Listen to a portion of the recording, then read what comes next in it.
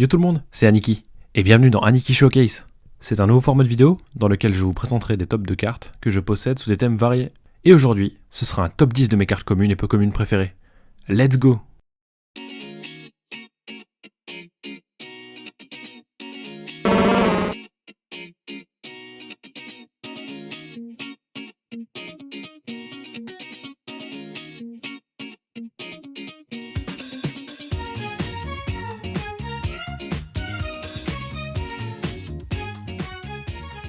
Oh ça tueur, une touche de nostalgie pour les joueurs de la première heure. Avec les membres de la Team Rocket en fond, Kirisaki met ici en scène l'instant juste avant le drame qui conduira cette pauvre maman à hanter la tour de l'avant-ville. C'est à la fois bouleversant et exceptionnel.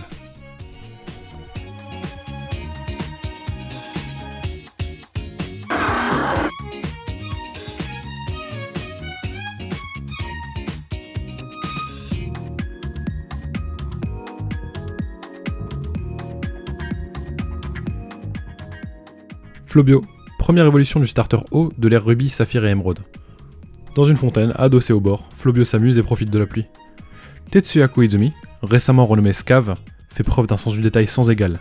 Des gouttes de pluie aux fleurs dans le bassin en passant par le ciel, tout est millimétré et magnifiquement illustré.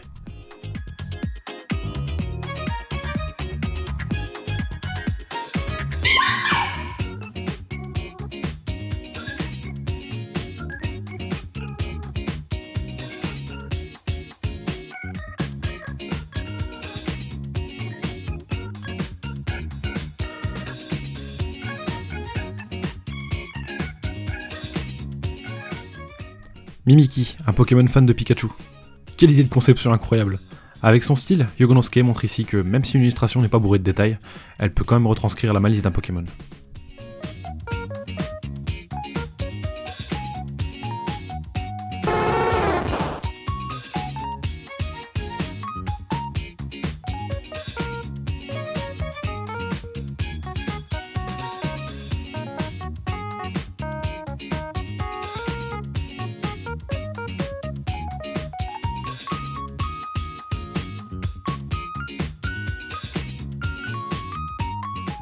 Goopix d'Alola, Pokémon régional de l'ère Soleil et Lune.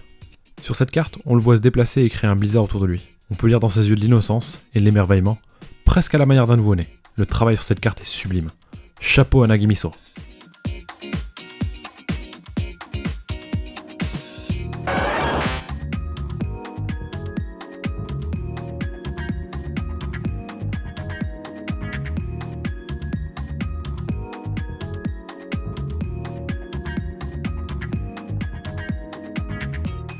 Pyroli, une de mes évolutions préférées. J'ai ouvert beaucoup de VMAX Climax dernièrement, et toutes les évolutions étaient magnifiquement couchées sur carte. Le choix a été difficile pour en intégrer une à stop, mais ma préférence va au final à cette illustration de Eri Emaki, une illustration aux couleurs chaudes et aux proportions maîtrisées.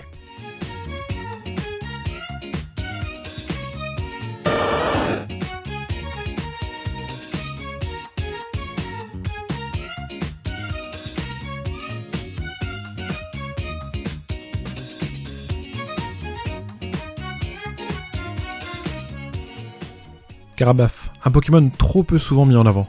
J'étais pas familier du travail de Hiroki Asanuma avant de découvrir cette carte. Ici, l'illustration vacille entre 2D et 3D, mais aucun besoin de déterminer si c'est l'un ou l'autre tant la maîtrise me laisse sans voix. Inutile de préciser qu'après avoir vu ce Karabaf, je me suis penché sur les travaux de cet illustrateur.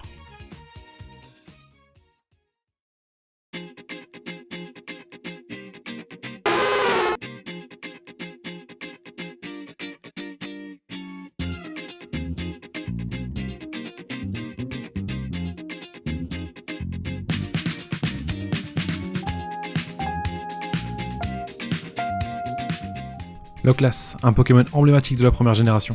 Il explore ici les fonds marins. Qui de mieux que Tizero pour y donner une touche artistique et insuffler des couleurs magnifiques à ce Pokémon et à son arrière-plan.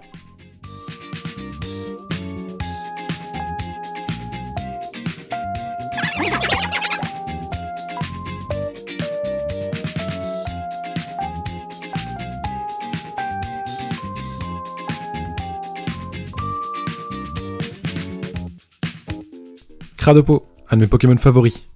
J'adore les batraciens dans Pokémon, et Cradopo fait partie de ces Pokémon méritant une illustration de qualité. Ce shader va être signé Nagomi Nijo, un nouvel illustrateur qui se distingue par son style identifiable et des couleurs pastel toujours habilement réparties. C'est vraiment un kiff.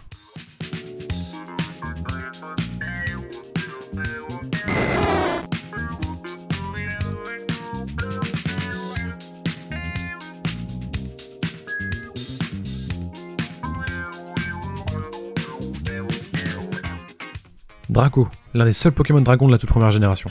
Ce ne serait pas un de mes tops s'il n'y avait pas une carte de Soso évidemment. Il nous livre ici un Draco, au fond d'un lac, baigné dans la lumière des rayons du soleil. L'un de mes premiers contacts avec Soso, une carte à l'illustration incroyablement maîtrisée et au style unique.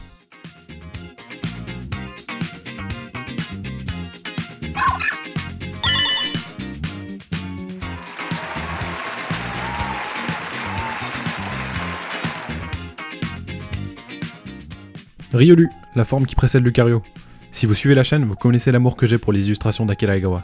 Dans un style majestueux, elle nous présente ici un Riolu dans une pose déterminée et dynamique, avec les couleurs et la lumière d'un crépuscule en fond, et une ligne d'horizon courbée qui met ce Pokémon au centre de la scène. Une œuvre d'art, ni plus, ni moins.